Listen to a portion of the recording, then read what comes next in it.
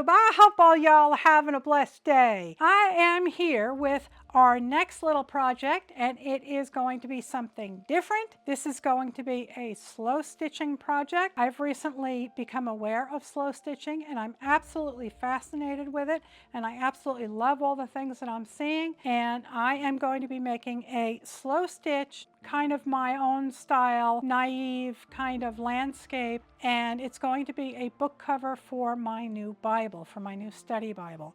And here it is. So if you want to learn how to do some slow stitching and maybe do a landscape, maybe not, stick around.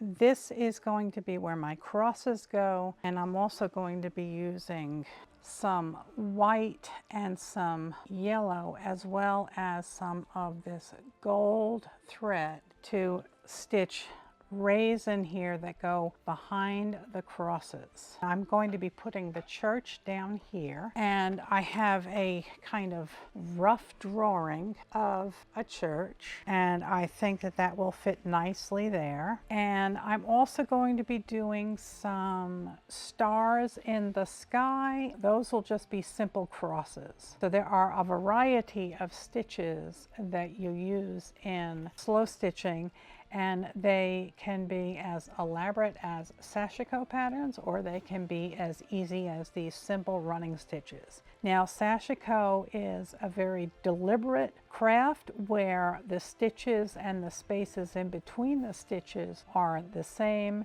and you lay out a grid and you do it in a very methodical manner. That way, when you're done, you have the whole pattern. So I'm not doing that. I'm doing free form, and in this mountain my stitches are much smaller than they are in this mountain. I'm just enjoying the practice of running the needle through the fabric and making the stitches, and I absolutely love the way this feels. So I am going to pick out some fabrics for the crosses and some fabrics for the church. I wanted to come back and show you how I'm making the crosses. I have found some very nice fabric that already had fusible on it, and I cut 1/8 inch strips, but I think that they are too long. I am cutting it down in width. Now the next crosses will be going off on the side a bit, and I'm just tucking it underneath here, and I'm deciding how big I want the cross to be. And then I'm using some thin scissors to cut down the width, and then popping the paper off. There we go. And that is too tall, so I'm going to cut it down. And I'm going to trim this down. There is the second cross, so I'm going to go iron that down. There is the third cross. I'm going to position it just where I want it and then go iron it down. Okay, here are our crosses. So now I'm going to build on the church, and I want the church to kind of glow. And I have two fabric options for that. This has very, very subdued glitter in it, a little gold sheen in it. The other alternative is this Michael Miller Fairy Frost, and it is very high glitter. I cut my church out and I traced it onto this, I believe it was a tablecloth. It's a very, very pretty piece of fabric. And I put a piece of fusible on the back. And now I'm going to cut this out and place it down and see how I like it. So I've cut this out. Now I don't know if I'm happy with this design or if I want to use the other fabric. I may cut out and audition another tracing on the Michael Miller fabric. Cut it out and we'll see what it looks like. The one thing I have to keep in mind is that there will be embroidery on it to try and make the glitter a little bit more subdued, because it'll have black roofs and it will have black embroidery with the design on it, you know, with the different sections of the building on it. I like this one better. I think that's the one I'm going to go with. I don't know if you can see the glitter, but but I think this one's a little bit too subdued. I really want this building to pop, so I'm going to take this over to the iron and fuse it down. I'm going to come back in with this. I have done a rough sketch on this fabric of the outlines, and this is 6-strand embroidery floss, and I am going to be doing my stitching with 3 strands. I'm going to start by doing the outline. I am just going to do some back stitches. I'm going to go all the way around the outside of the building. I'm going to go inside and do all the outlines of the different sections. And I think I'm going to stay with the back stitching. I think that works good.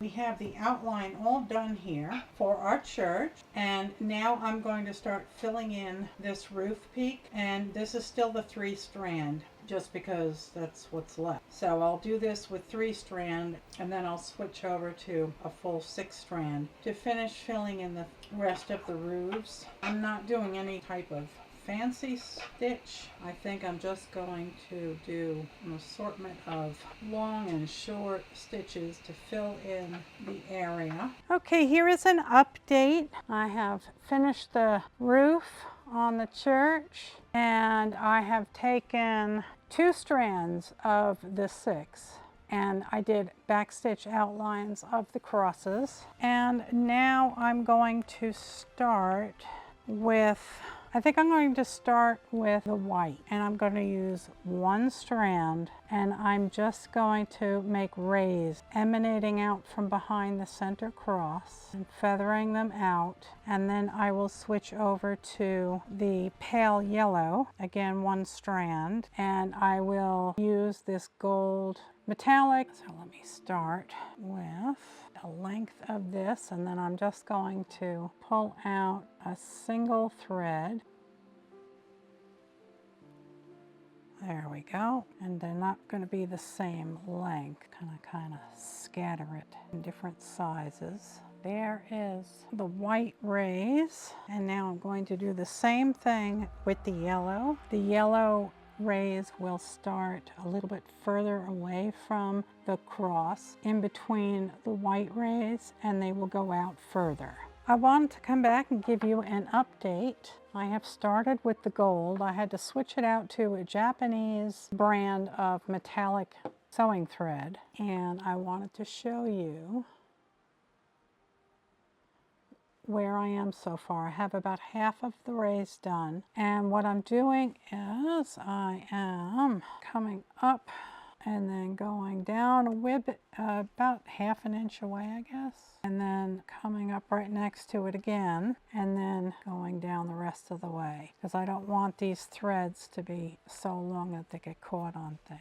I have finished doing the rays, and you can see them shining there, and now I'm deciding to use my embroidery floss, and I'm using 3 strands, and what I'm going to be doing is small seed stitches around this area. So those are going to look like this. They're just going to be tiny stitches like that in random directions.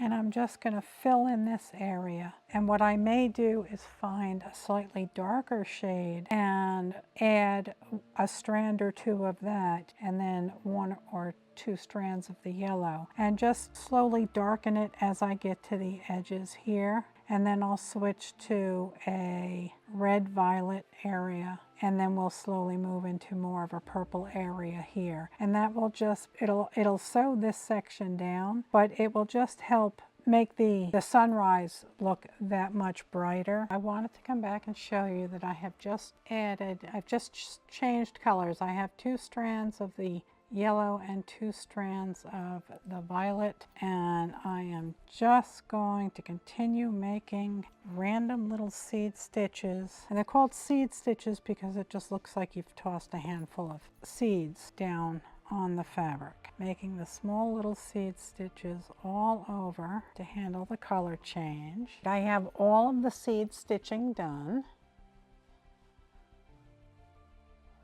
and I like the way it looks. I think it gives it a twinkling effect. And I'm going to embroider a cross on the top of the church. After that, we can do some stars in the sky, some little crosses in the sky. I have put all the stars in. I had to use a yellow embroidery floss. The gold metallic thread was not working. It was snagging and breaking. I have ironed it and I rolled it with my lint roller because this batting was pilling. Every time I made stitch, it would pull a little bit out here and the whole thing was all fuzzy. So you may want to consider using a different type of batting if you're doing something similar. So I'm going to square this up and then we will make the book cover. I've trimmed this down and it is 11 inches tall by about 24.5 inches.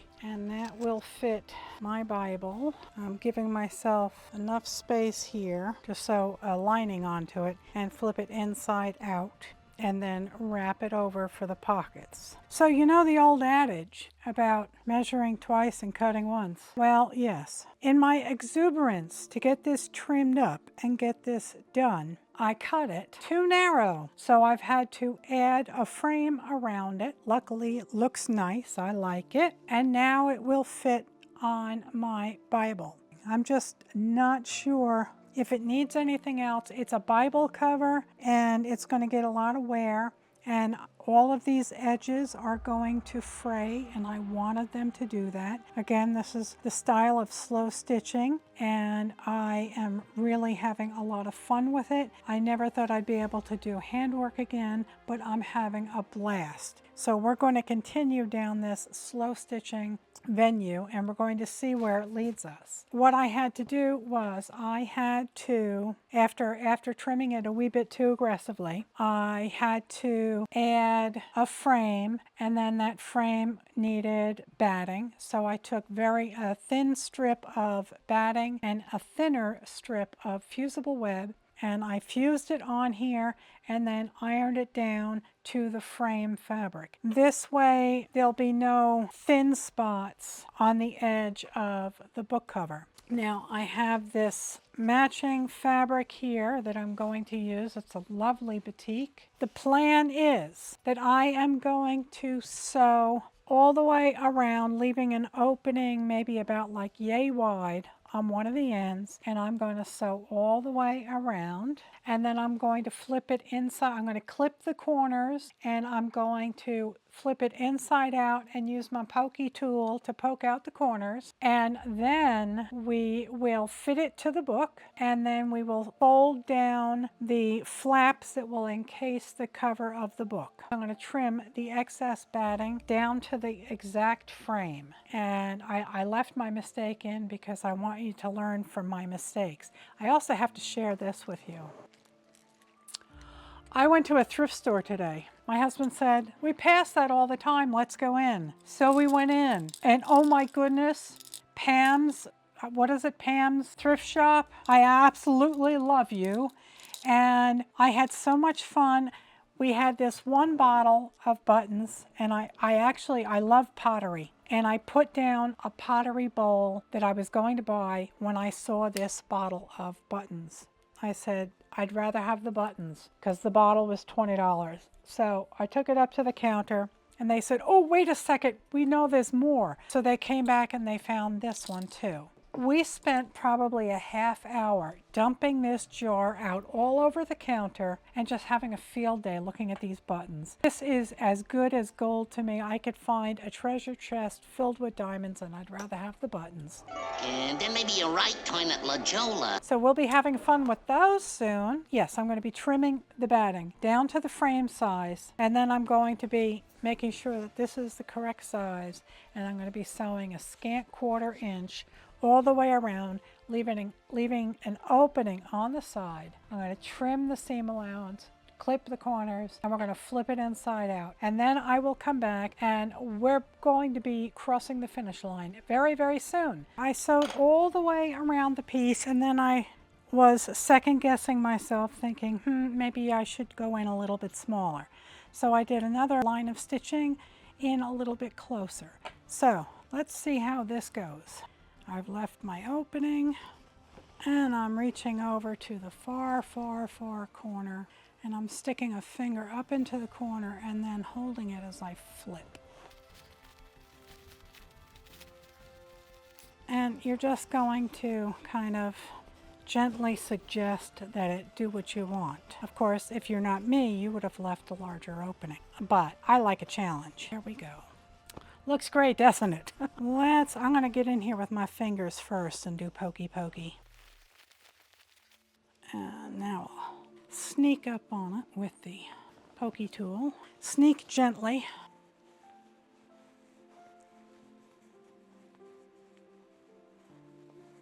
There we go. Last little corner here.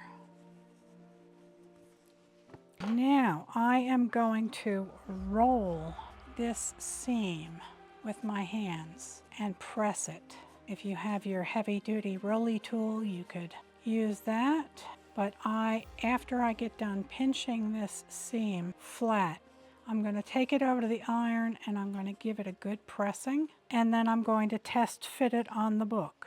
Imagine that, I'm actually going to test something before I commit. Will wonders never cease? Oh, that's the silliest thing I ever heard of. And once I do the test fit, I will do some top stitching, and at the same time I will close this. And if I realize that it is not fitting correctly, then I will flip it back inside out and make another seam inside the current one. Let's see how that fits.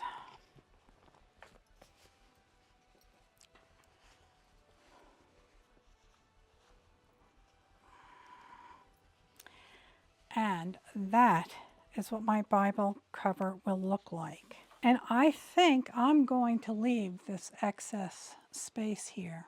I think it will help protect the corners of the Bible. I go over to the iron. I'm going to iron this down real good with a nice steam press, and then I'm going to do a top stitch all the way around, and that top stitch will close the side that I turned it on.